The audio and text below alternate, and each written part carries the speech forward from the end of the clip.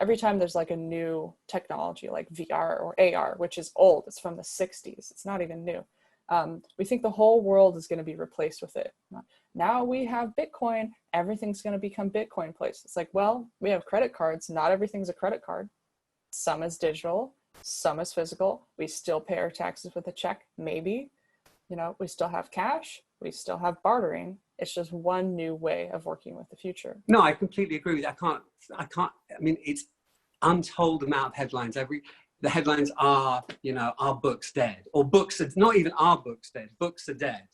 Oh, end of cable, end of this. It's always, I think this is the media's fault, really. I mean, it's like an all or nothing thing. I mean, it's the same thing in terms of, you know, I mean, maybe it's a sort of leftover of capitalism, or really just how we think of either predators or friends. Maybe it's that, but it really is like when something's, there's no, oh, we can have both, there'll be some books, some magazines. It is this very, and I wonder if is it sort of evolutionary, or is it just sort of the media trying to sell papers? Or typically it's the media trying to sell papers. That kind of that kind of journalism works. Oh, will the e-reader destroy all books? Obviously not. Look at all the books behind you. Physical books are a way to immortality. Are you going to bring your Kindle reader to like an off-the-grid trip? No, you're going to bring a physical book. Maybe you'll even bring a sketchbook.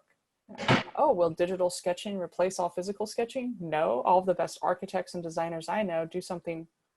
They always do something on paper, or they go on a walk in the forest. And when they come back, they write it down and then use the computer as a tool to get them to their goal. So I think what we've done, I think in science fiction and the media, is we have conflated technology to this higher level outside of nature. And we've said, okay, the origin of humans and technology was just, it's a tool, it works alongside you. Then you have larger scale technologies like the cotton gin or any of these Manchester machines for child slave labor, right? To make textiles, right?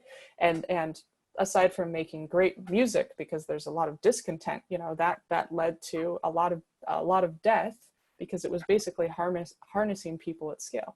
So then we learned how to harness people at scale in a nicer way by having social media, where you can just be chained into that machine and do all of the work for social media.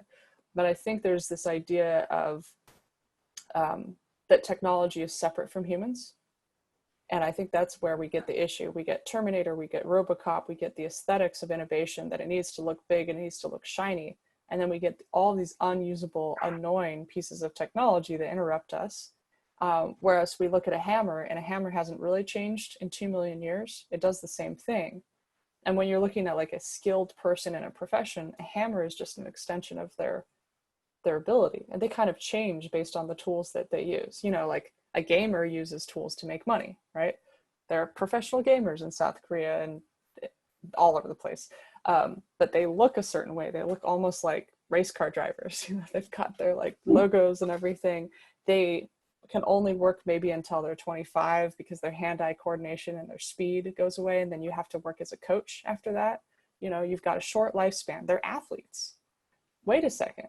They're not physically moving. Oh, they are physically moving, because it all comes back to like the physical sense. Like everything we're doing is still rooted in the physical world. And so when we think that technology is separate from us, and that somehow it doesn't have to do with time, you know, upload your brain into a box is the other form of immortality. It's like upload your brain into a book by writing a book.